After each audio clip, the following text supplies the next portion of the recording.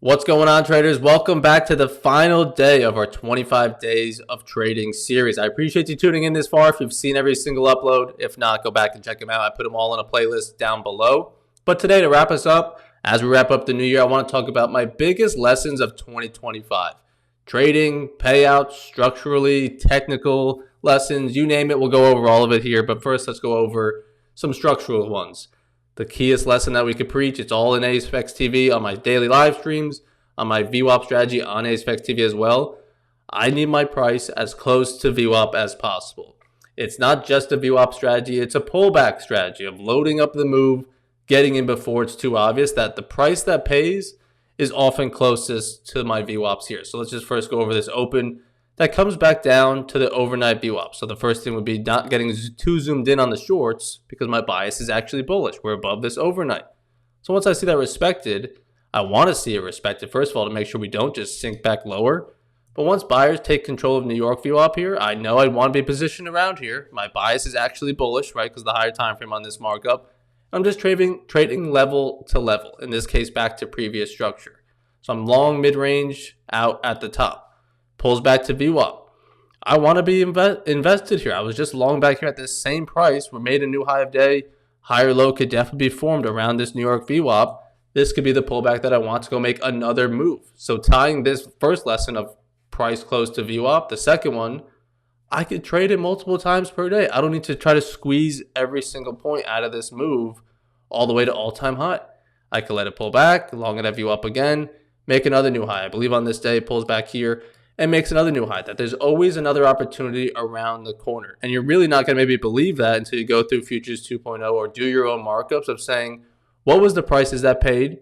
It was the New York VWAP, but also look how many entries there were today. So if I missed one, why did I just jump in at a bad price, right? If I have to be strict to these lessons, I need to be long at New York. If I miss it, I can't just buy it up here, because then when it comes down to New York and gives me a better opportunity, I'm going to kick myself for already being long at a way worse price, right? So just seeing how powerful this VWAP is as a good price. Same thing on this example of higher lows, but making sure that buyers defend this VWAP and don't just cut through it. But then once they show that strength back above, okay, now I want to be long. I don't really need to wait until we're up here to confirm the longs are in. I'm willing to find out, hey, buyers are back in. As long as I don't make a new low a day, I think we could definitely bounce from here because this is the price that pays. Getting in before the move is so bullish, and now everyone's going to jump in on the longs up here. Probably pulls back now, right? So I don't want to be in with the crowd, if that makes sense. Now, another lesson tied with that is stop loss placement. So I know I want my price close to VWAP, just like with this trade.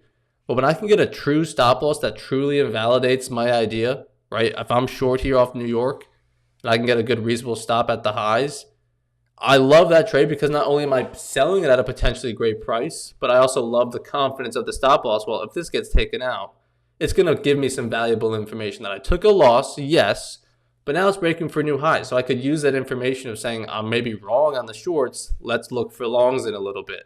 But those stop outs, right, when you just sell it maybe down here with a tight stop and you just get pinned out, what do you do there? Do you sell it again? Do you now want to buy it? You don't really know. So that trade was worthless. We just took a loss for no reason. But if I could take the loss for the reason being to gather information of making a better second decision because now we're breaking higher, all right, it was worth it. It sucks that I lost, but now I could get a better trade hopefully the second time. So if I don't like where the stop loss has to go, right, if I have to sell it here, stop loss needs to be up there.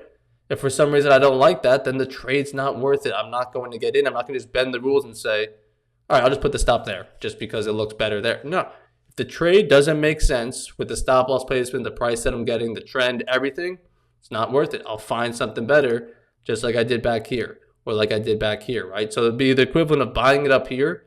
My stop loss has to go to the lows because that's when it would truly be invalidated. I don't like that at all. That stop loss is huge, but that's where it needs to go.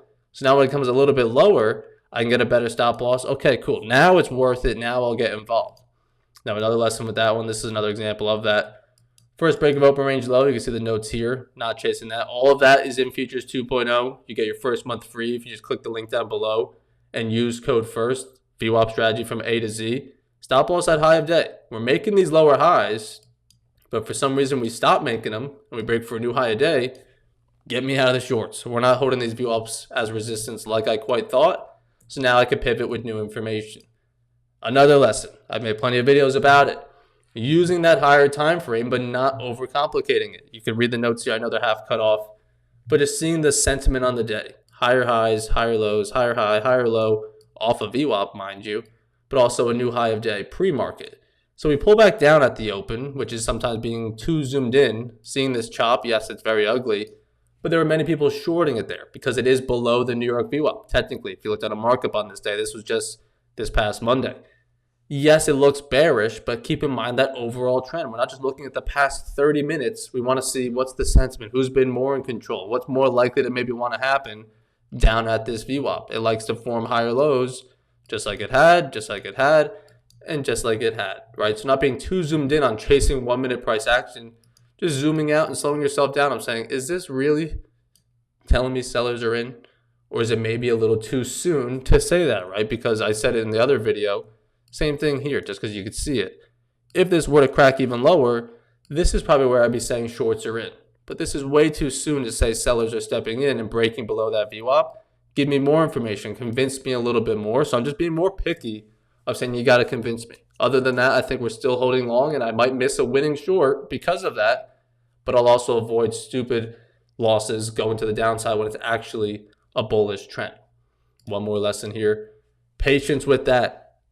You need patience across the board no matter how you want to define it. But just seeing, like I said, the abundance part of that first trade, here's the rip lower.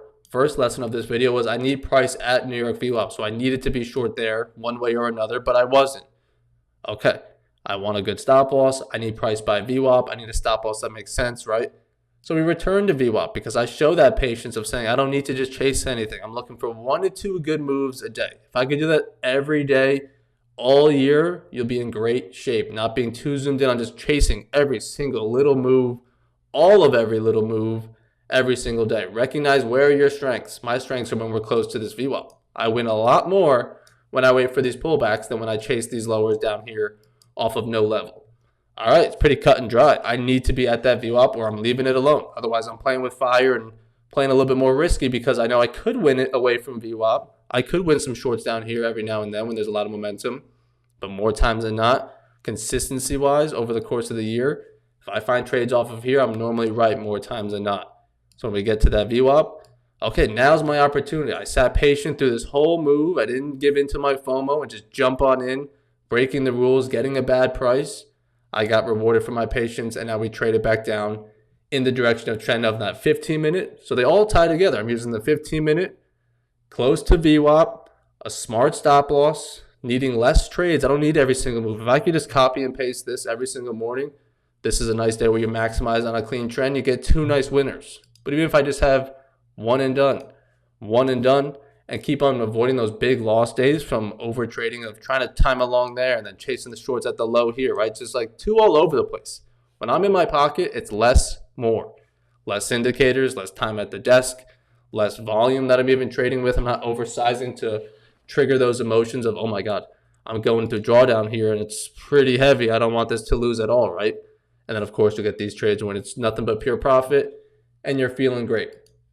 Now, one lesson off of the charts is talking about payouts. So right now, Top 1 Futures brought back their Christmas sale, depending on when you're watching this.